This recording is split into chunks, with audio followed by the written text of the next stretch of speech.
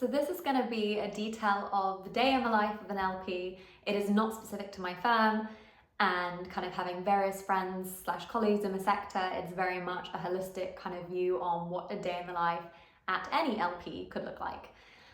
So I think it probably depends firstly on whether that LP does funds and co-investments, or just kind of funds, or just co-investments, or maybe they do secondaries. And so typically kind of like a fund investment can be a bit more kind of longer term, higher visibility. You may underwrite the transaction over a longer period of time with kind of a very structured approach, because you have a lot of information within the virtual data room, the VDR, where you have like something called a private placement memorandum, a PPM, you have marketing presentations, you have track records, you have team presentations, and you work through all of that very structured material, which is prepared by the investor relations to understand more about the firm. You may submit your own bespoke data requests to gain specific information about certain sectors that you, or topics that you know your investment committee may ask about. And you may also spend time kind of in management meetings, either with, say, the value creation team of the fund, to understand how it functions, to understand how they're thinking about growing top line, procurement, AI risks, stuff like that. You may spend time with the different managing partners of the fund itself to understand about their track record, to ask some questions about different deals they've worked on, how they're performing, maybe ones which are underperforming you want to spend a bit more time on.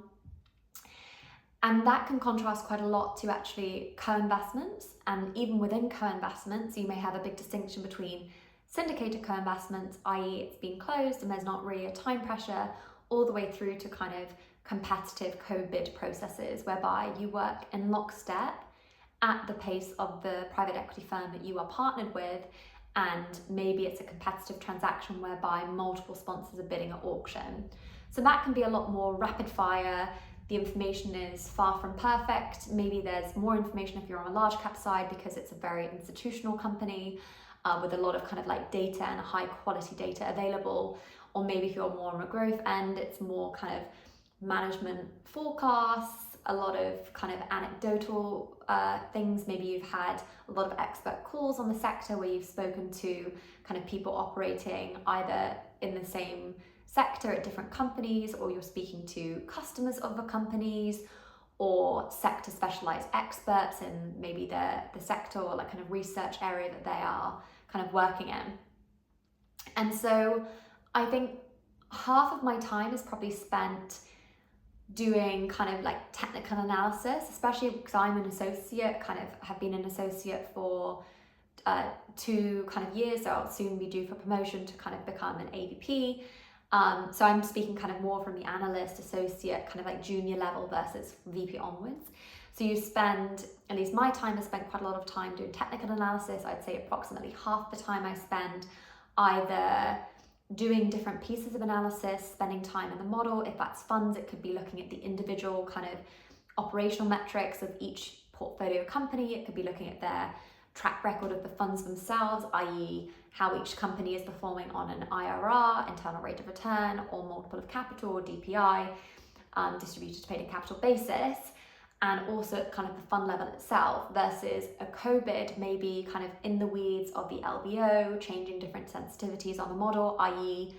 if entry multiple isn't what I think it's going to be, or exit isn't what I'm going to think it will be, how much will that impact returns? Similarly for kind of the growth rate of the top line, the margin of the company, the cash flow conversion. All of these things have different considerations in different companies, different sectors.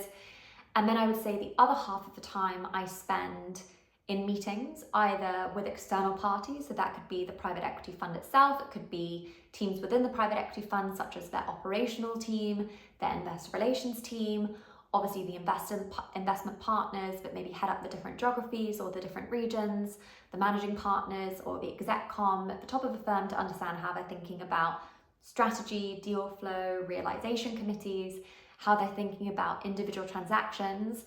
Or it could be at external meetings whereby the annual general meetings of the private equity firm, so typically they happen once a year. And there's 2 kind of key periods of time as an LP that you attend AGM meetings, or AIM, annual investor meetings. And typically they seem to be concentrated around May, June, or just kind of either side of that. And also kind of September, October, November, and also kind of either side of that. And then the other kind of annual recurring meetings that can be ad hoc as well, actually, but typically at least once on an annual basis that is not ad hoc, is the Limited Partner Advisory Committee, so the LPAC.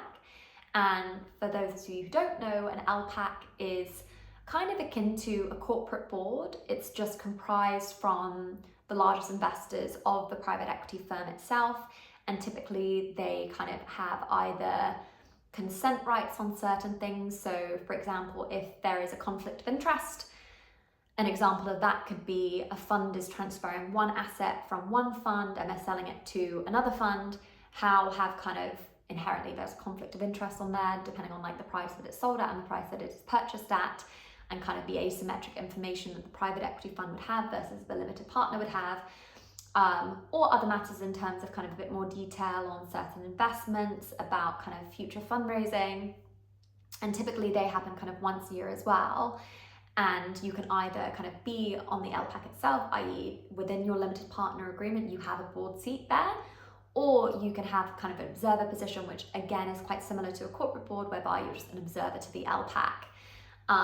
It can also have kind of consent rights for an extension of the fund life, i.e. they finish their investment period, they finish their harvesting period, typically around kind of 5 years and 5 years, so a total of 10, and then maybe they have kind of 1 or maybe even 2 plus 1 year extensions, but actually maybe the first extension needs approval by the kind of entire advisory or the limited partner base, and then the second is actually subject to LPAC approval. And those are the types of things that you might end up doing analysis on, writing kind of waivers or approval notices internally, and just learning more about your portfolio.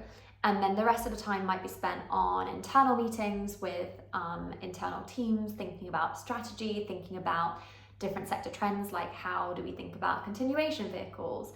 How do we think about high net worth capital coming into the sector? How are we thinking about SMAs, separately managed accounts, and how they might erode kind of co-investment flow?